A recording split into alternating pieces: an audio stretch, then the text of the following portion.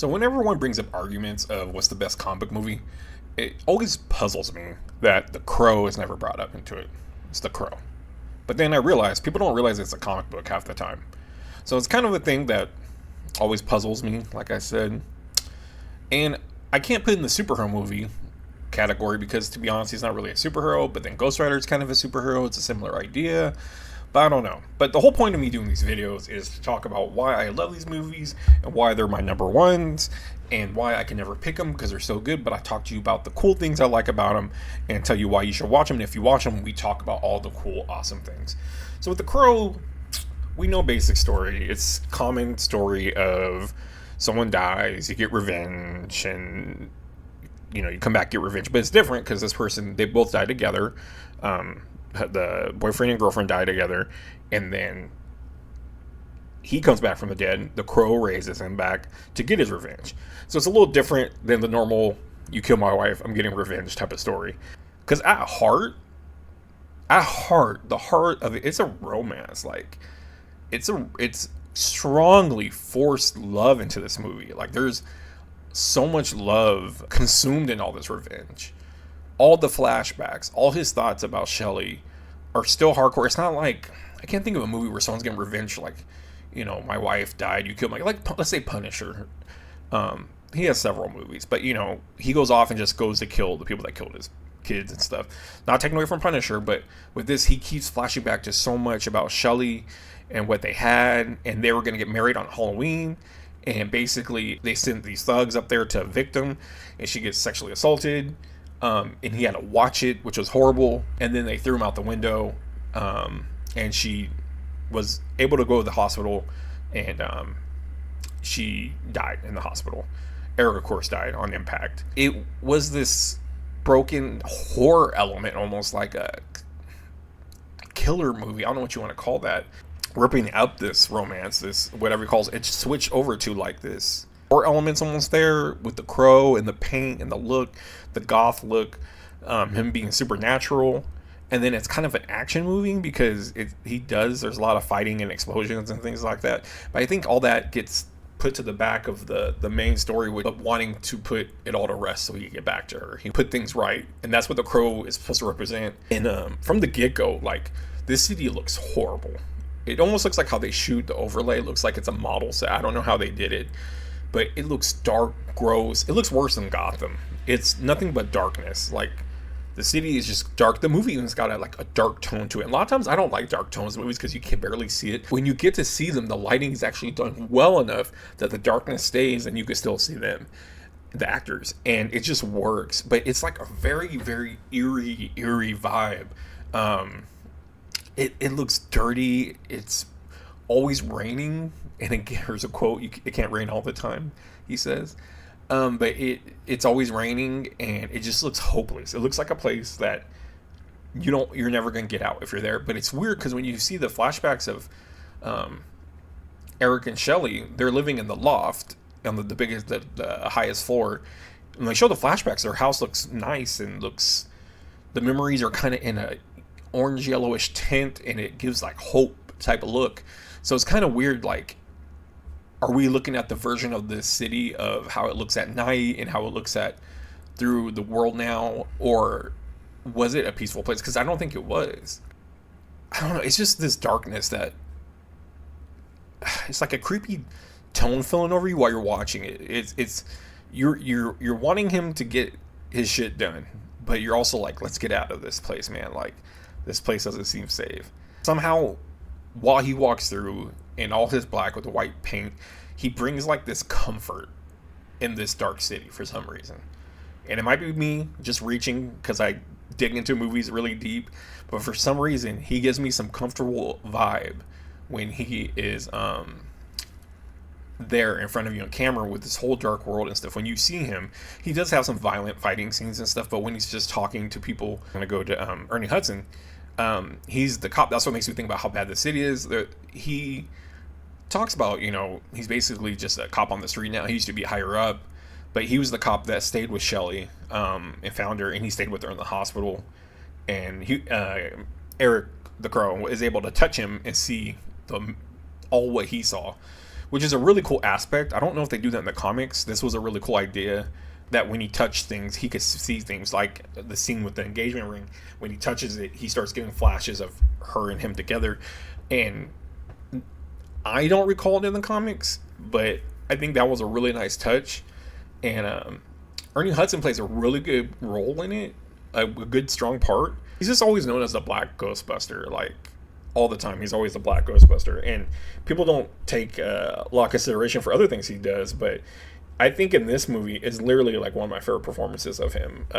His smart aleck takes to his boss, and the uncomfortable feeling he has with Eric, and the lookout he is for Sarah, the young girl.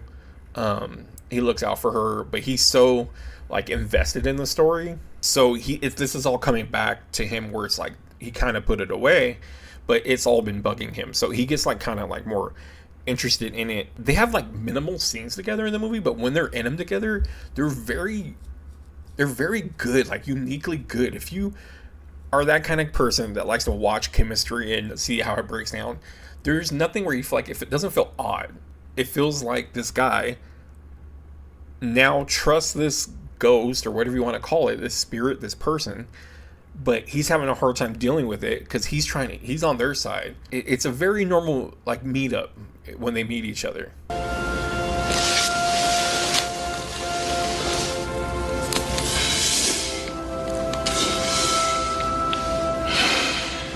You shouldn't smoke these. They'll kill you. So you gonna vanish into thin air again? I thought I'd use your front door. He's sitting there, he's smoking, tells him this is bad for you. He, very somber, does the whole... It's almost saddening, where he thinks, like, are you going to go out my window? Like how he came in, he goes, I was hoping I could use your door. It's just like, you could tell Eric's just been through. He's just having times where he's very angry, very mad, and this is where he's kind of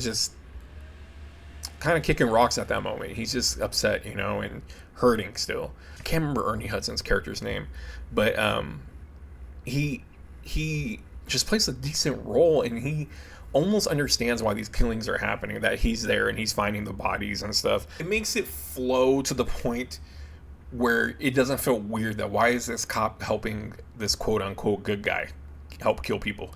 He's basically trying to get his own closure of a case that he was working on. And I think they say, I've watched it a million times, but I think because he talks about he was like snooping around it too much, and that's why he kind of got lowered position or something like that. Because I think he was really not intrigued, but just worried about what happened and why it didn't get cleaned up. Ending of all of it, he plays a real big role in it, and he is a big emotional backbone. And him actually meeting Eric is the reason why Eric is able to finish his job on Earth. And it makes it come full circle. Like I said, they have minimal scenes together.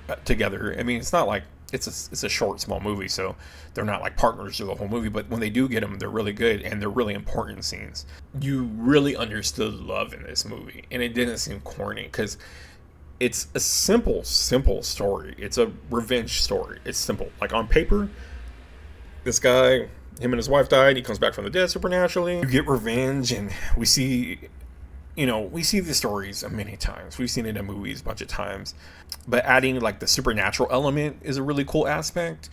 And I'm sure we've had some movies where like people come back and to do that, but this comes first in my head. The crow resurrecting the soul that can't rest.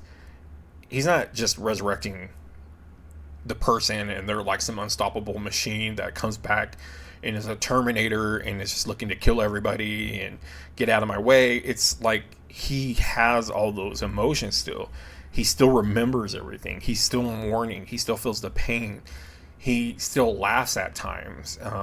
It's just different way of a mythical type of supernatural, bringing someone back to the dead, but then almost still having all these human emotions. They're not raised back and they're just some evil demon that's going back after people. But with this, it's like a little different because he comes back as Eric, and he's not just a crazy monster. he is looking for revenge, but he's still hurting through the whole movie, and he's still,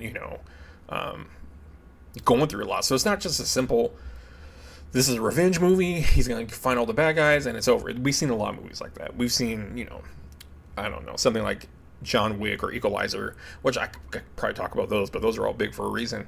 They go through different people, you can get to the boss. That's kind of a similar flow, but there's stuff going on in between it. There's the little girl, Sarah, who kind of connects and links a lot of their memories of she hung out with them all the time. Her mom's like a drug addict, and they took care of her, and she sees them together. It almost was like a hope for her, and for her to lose both of them was huge. And that's why Ernie Hudson's character, I keep forgetting the he's not a detective, the officer's name,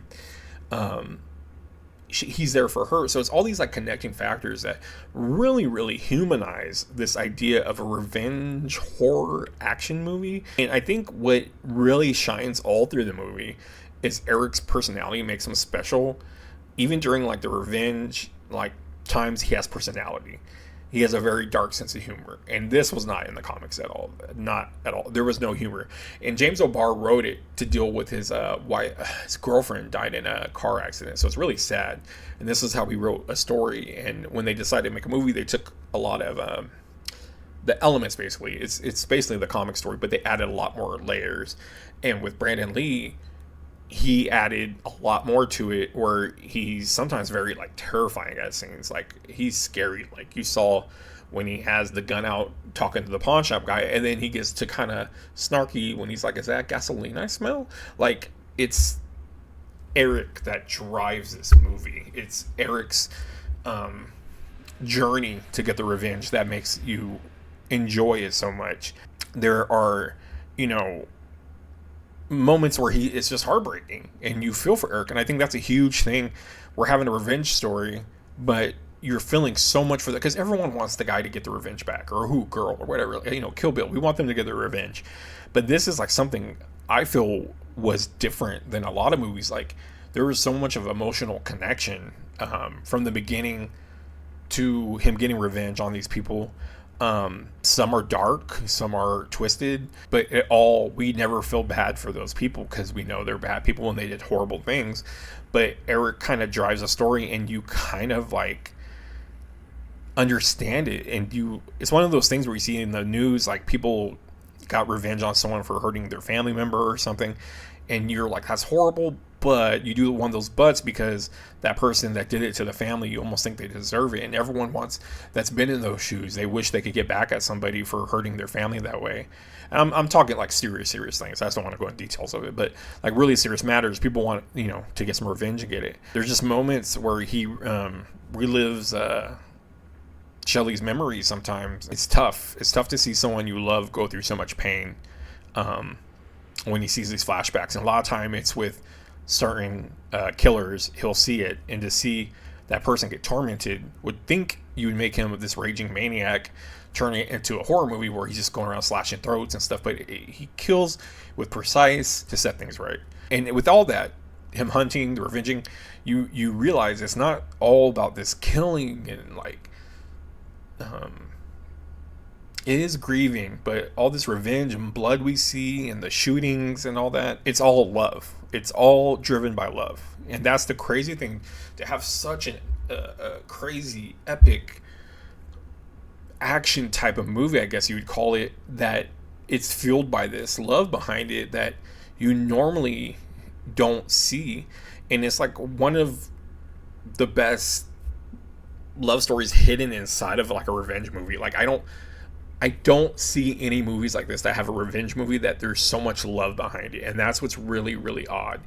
But it works. It works really, really well. It's just the whole thing is just him avenging him and Shelley, but it just takes on you on this ride that's so different. And like I said, there are dark moments that you're like, how did we get here? Like, but then you go back to remember what he saw and what he's remembering, and we do get Sarah, like I said, in moments, the young girl, and they bump into each other a few times. She kind of knows it's him, then kind of doesn't. I think by the end she does know it's him, but she gets a lot of memories, and we see a lot of their life through her eyes.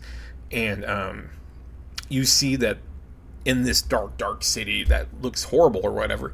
Like I said before, maybe there was their scenes are lit up more, and maybe this was how they viewed it. Maybe this is what Sarah viewed it in their world, and it wasn't dark to her as well. So there was basically some genuinely good things left, it seemed like, in that world. And it seemed like once they are gone, everything collapsed or something. They weren't holding it all up in the city, but that's the vibe it gives you when you're watching it. Like, how did these two people that love each other, that were gonna get married on Halloween, get killed on Devil's Night, the night before Halloween, and it's just got away with it, and they were living in this dark world? But how did this couple with so much love live there? It's one of those things that's kind of hard to understand, and I think it's supposed to be a balance where you don't actually know, was it really nice before then?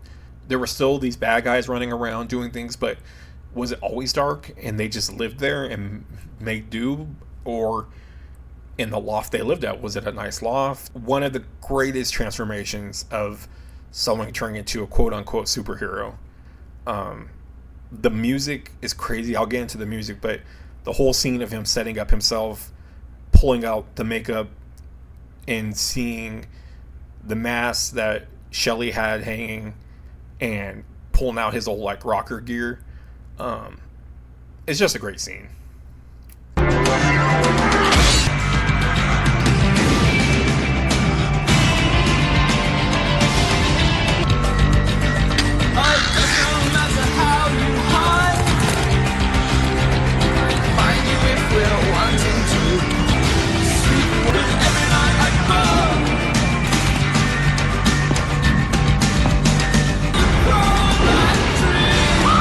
It's just really good.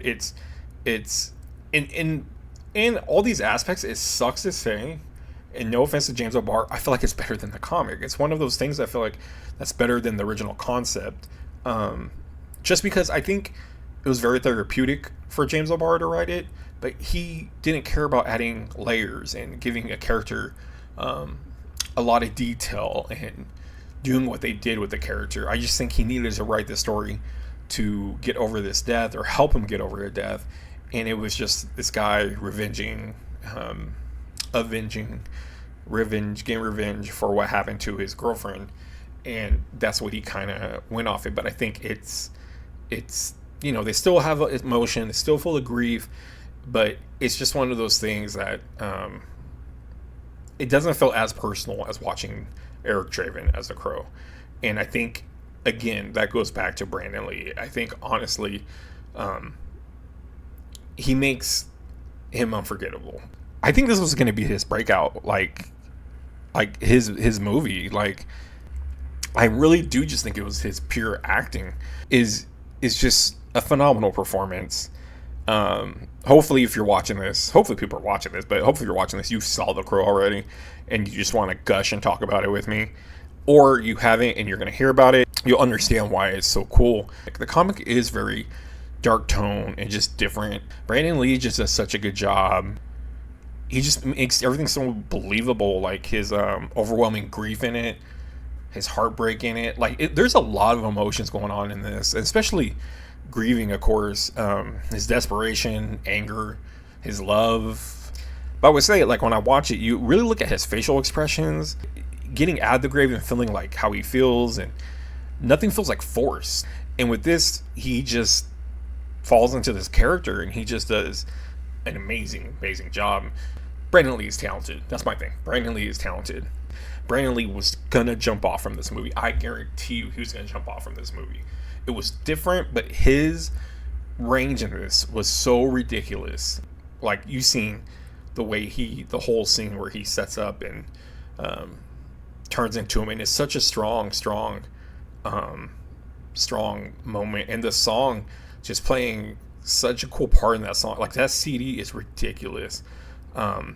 It had a huge impact back then, because it was almost like we had ska, right? Ska music with No Doubt, and it kind of just went away. We have these music things that go away, and I feel like grunge kind of went away. And this was a time where grunge was just peak. It captured like the mood of it.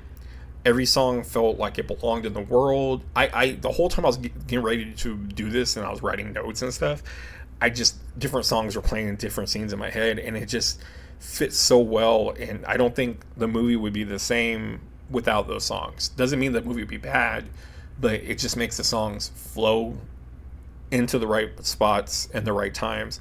And I mean, I would check it out. They have like so many. Just check out the soundtrack and see who's on it. Like a lot of people are on it that you wouldn't expect. And with the whole grunge era, it was weird because he didn't get really grungy. He went like full what we would call emo. But back then there really wasn't emo, and emo is what written off as emotion. But emo turned into the whole beginning of Hot Topic, where black chains, black leather, and dark makeup, and all this stuff. But this was kind of like an emo thing before emo even existed. He had the black clothes, you know, the long hair, and the it's supposed to look greasy or whatever. But carried the guitar with him, and but there was like no label. There was no emo then. It was a very almost grunge feel, but it was like a darker gothic grunge feel. And this was 1994, so it wasn't like this was something that was going on. And the movie like accidentally captured the end of this era of music and kind of like the beginning of people trying to be more goth and stuff. Because I honestly don't remember goth being a thing back then either as well. I don't remember it being that strong. And if it wasn't that strong of a presence. And this vibe of his was total goth. If nowadays someone dressed like this, you'd be like, oh, that's someone in goth. Because it's tied to that period that we didn't have goth, we didn't really have emo, it really sets itself up in its own world, because you could watch it again and again and again, and it still feels like its own world. And there's like only a couple movies, and I'll probably talk about one for sure, that feel like it's fresh every time you watch it, because it doesn't look like they're leaning onto what's going on right now, and that's that time.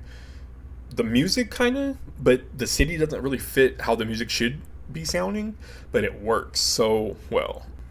It's just like, it was a culture, and it was a culture that they captured, and I think for them being able to capture it then, it really made it unique. It just set a tone, and when all the sequels came out, they all did the exact same thing. They made them more dark, and they had them more paint. That's the thing with the sequels. The idea of just making sequels all this is, to be honest, just it's straight money. It's a great idea.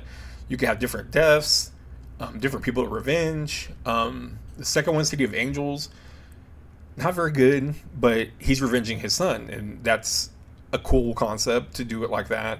It's sad. Sarah plays a part in it. Another girl plays Sarah, so they do have some kind of continuation. But to be honest, you know, it is different deaths, different people. They're all different revenge stories, but the mythology still stays the same. And the way they use their powers are a little different sometimes. There is quite a bit of sequels. There was a TV series. The TV series, I believe, I only saw some of it, but it was really bad. I believe it did follow Eric Draven, though, and it was called like Crow Stairway to Heaven or something like that, which I never really looked into, and I didn't want to even look to it through this because it's not important to the movie. But to me, it'd be weird that we already saw Eric's journey and why keep him there and why does he come back. I never looked into it. It's something I'll probably look off camera and check it out. But all those things never like captured what The Crow did, and it almost made me feel like they should have never tried to, because it is a perfect formula. It's a really cool formula that it's like The Mask with Jim Carrey. That is original Dark Horse comic that is very, very dark, and The Mask is passed around in different comics and different stories. Different people find The Mask, and they're all pretty brutal, and he is comical to an extent. He's not really like a cartoon, but it works. You can have different people be it, and it just works. And with The Crow, it works, but I almost feel like it should have just stayed as it is. And then it's just the world that was created with this movie. You couldn't repeat it, and they try to do it really in the sequel. They really try to make that vibe, but it just doesn't feel the same. It didn't feel right. The way he does the paint in the sequel kind of makes sense. Well, probably not gonna see it, but spoilers. It's like Sarah finds like the little boy's paint that he had, and she uses his paint to paint his face like how she remembers Eric painting his face. So that's kind of a cool connection and stuff like that. But some of them, like the guy's supposed to die. He dies at the electrocution chair, and when he peels off his skin, it makes the lines and stuff. So that was kind of a clever idea as well. But I've watched all of them, but they're just not Brandon Lee. They don't have that, and it doesn't have that love-driven story. Even though they're all sad, like especially the son one's sad. But the guy's kind of over the top when he tries to do the humor part. Not to take away from the sad story, it just doesn't work. It's not, and I hate to say it's not Brandon Lee, and I almost feel like it should have never been touched on. If they couldn't make a sequel to it, be just a straight standalone, don't connect anything with it, just a Crow Awakening. And they kind of do that eventually. And then they redid it recently with one of the Skarsgård brothers. I have yet to watch it just by... I don't want to crap on something I've never seen because I don't think that's fair. But just by the stills and I think the trailer I saw, they're copying, I believe it was Eric Draven all over again. I don't know if they're going to copy the whole getting killed in the loft and the same villains, or bad guys. I want to call them villains. Jason Momoa was hooked onto it at first, and I forgot what they were going to do with it. It might have been Eric Draven again, but I swear it was a different idea with Momoa. But Momoa didn't like the rewrites they kept doing. And they even had, I swear, some leaked images of him being painted up. He looked like Lobo, but I don't think that they should have went with that, and they should have never rebooted it, or try to not reboot it, relaunch it, I guess you could say. I just think it's not so much even in poor taste because Brandon Lee died. I think it's poor taste to the culture of the movie, what the movie did. It'd be like someone trying to remake Pulp Fiction in my eyes. Like, I'm going to do another Pulp Fiction. It's like, you just can't. I'm going to make Reservoir Dogs again. I'm going to make Clerks again and make it my own. It's just, I get it. Those are attached to very famous directors that made their own careers. But this was just something that is on that same level.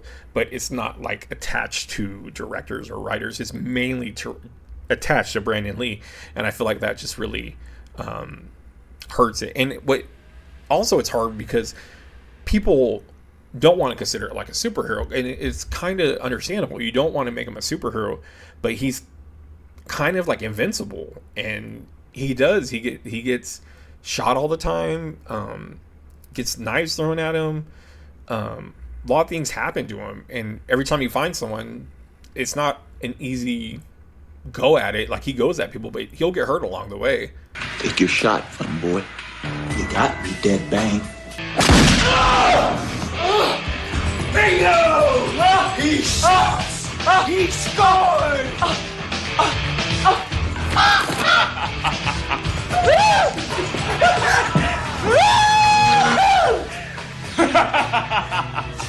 Jesus Christ!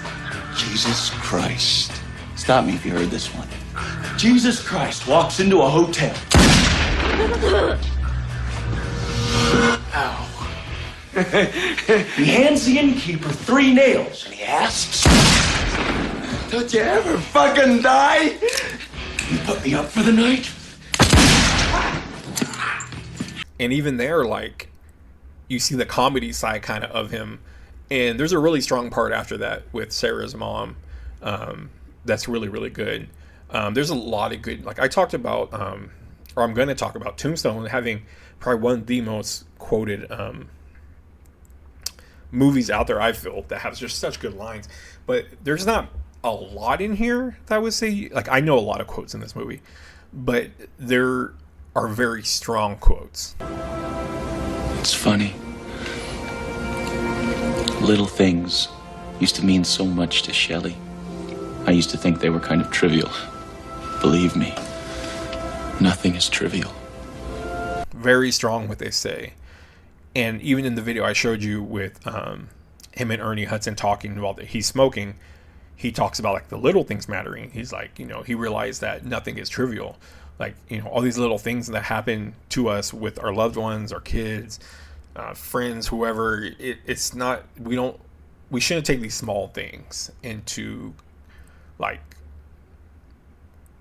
as nothing. We should take them as always something special. And it's true when it comes down to it, but these little things you remember, the way someone laughed, the way you all ate that night. I think about my friend that unlived himself. I don't know how you say it on YouTube, but I remember the night for his birthday, I ordered him 60 McNuggets, and these are like trivial little things, but this is what you remember. This is what you remember in these moments. And he talks about Shelley always liked those, and he thought like it wasn't that important, and he realized, nothing's trivial. And even my dad's obsessed with the movie too, has a tattoo that says nothing's trivial. So I know I wasn't allowed to see this in theaters. I remember my dad went with his friends, and my dad's comic book guy who got me into comics and everything, and I wasn't allowed to. But I remember there is a scene, and I guess by then it must have came out on VHS. There was no DVD, or it was on HBO or something. But I doubt movies came out that fast. Who knows? I can't remember how fast things went to HBO to VHS back then. I couldn't even recall or tell you when it did. I remember my dad waking up in the middle of the night, and he's like, "You gotta watch this scene." Hold still. Each one of these is a life. A life you helped destroy. Come back. Don't kill me. I'm not going to kill you. Your job will be to tell the rest of them that death is coming for them. Tonight.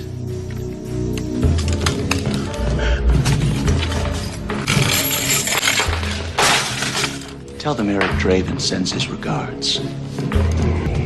You're nothing but street grease, Eric. Street grease, you motherfucker. Is that gasoline I smell? No, man. No. No.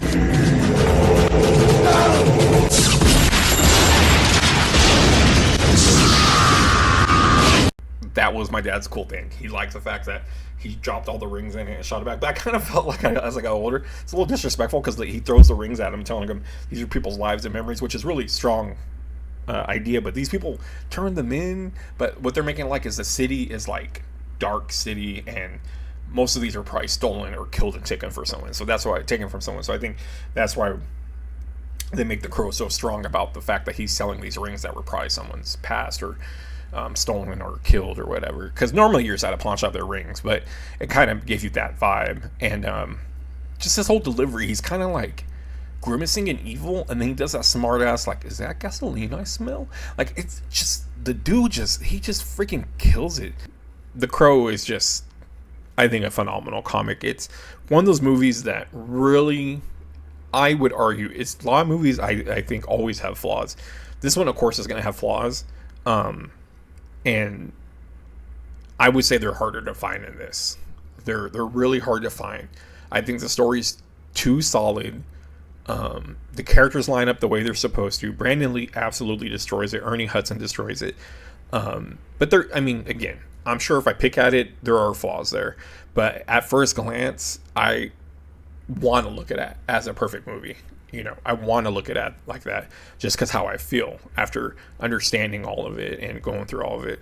And, and it's not superhero. This is a different time. There's no costumes, no world-saving stakes. We weren't trying to stop an alien invasion happening. It was just by him revenging his love and getting back to have peace and go back to having peace and resting. And no giant CGI battles. There was CGI used after he passed because he got shot on set with a gun that was supposed to have a blank, and it was a real bullet, or it was wedged in there, something weird, and it went off. The character that plays Funboy, I did show you the scene with Funboy, but I don't believe it was that scene. It was in one of the flashback scenes where we only see Eric's POV when he comes in with bags of groceries, and the flashbacks, that's when he gets shot, and I believe that's when he actually got tragically taken away. So they do use CGI of his stuntman in certain scenes after he puts all the Crow makeup on, and they take the shot and pull away him looking out the window. It flashes and it kind of looks weird, like they cropped his face on it. And they kind of crop his face on, I think when he's falling as well out of the building. So there was a lot done already. So they wanted to finish it, especially in honor of Brandon Lee. And it's sad, but they had so much done that they were like, we can do these minimal parts. All the big shots were already done. It was just minimal scenes, and I think they worked around it and they made it work. But I think, The Crow needs to stand by all the great comic book movies. It's up there. It needs to stand there next to everyone. Not just because it's a credible comic book adaptation, And like I said, I feel like it's even better than the adaptation. But it's one of the greatest revenge stories I feel that's on screen. And there's a million revenge stories, a million of them in the movies. But I think this one is just done so well and so different.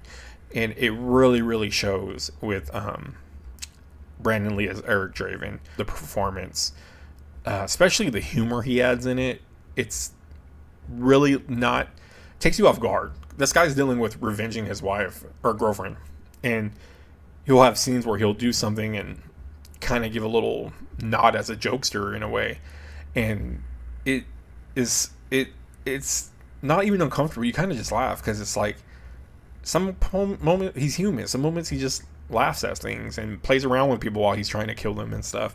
But it's just Brandon Lee, man. Brandon Lee put on, I think, one of the greatest performances in a comic book movie, honestly. And I know a lot of it's remembered for his tragedy.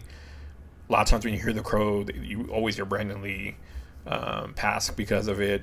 But I mean, for me, it's him delivering such a great performance, such an iconic movie. A movie, like I said, I put on every October because it does. I don't know if Devil's Night is a real thing, but I think I looked it up and it was a long time ago. I don't know, but the eve of Halloween. It just always has been special and something in my family we always all loved. And it's crazy that to love such a almost scary, terrifying guy going around in a clown makeup killing people, that has so much layers underneath that of love and driven by this romantic side of everything, that it's just, you want this guy to end all this for his love. It's very satisfying to see this guy find peace. And yeah, I just think it's just up there. And I think if you never watched it, you definitely should check it out. Come at it with fresh eyes, because you are watching a movie that was made in 93, 94. But again, I don't think it's really that dated when you watch it. If you haven't seen it in years, I recommend giving it another chance.